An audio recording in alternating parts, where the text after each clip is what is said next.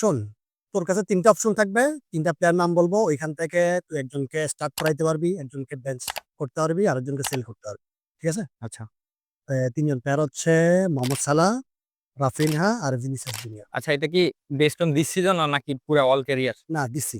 This সিজনের ভিত্তিতে আমি অবশ্যই রাফিনাকে স্টার্ট করব, আর বেঞ্চ করব মোহাম্মদ সালাহকে, সেল দিব ভিনিসিয়াসকে। আমি এক্সপ্লেনেশন দিচ্ছি। রাফিনা এই সিজনে ওভারঅল একদম শুরু থেকে শেষ পর্যন্ত সেম রিদমে বার্সেলোনার হয়ে কন্ট্রিবিউট করছে।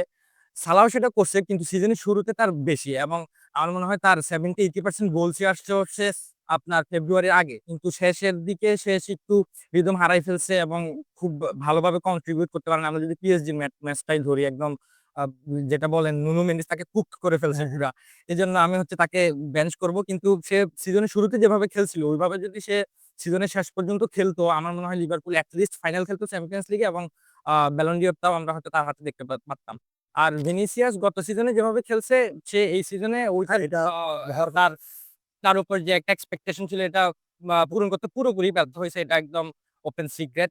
এই জন্য হচ্ছে আমি এই সিজনের ভিত্তিতে ভিনিসিয়াসকে কোনোভাবেই স্টার্ট বা বেঞ্চ করতে পারছি না, সেজন্য সেল করছি।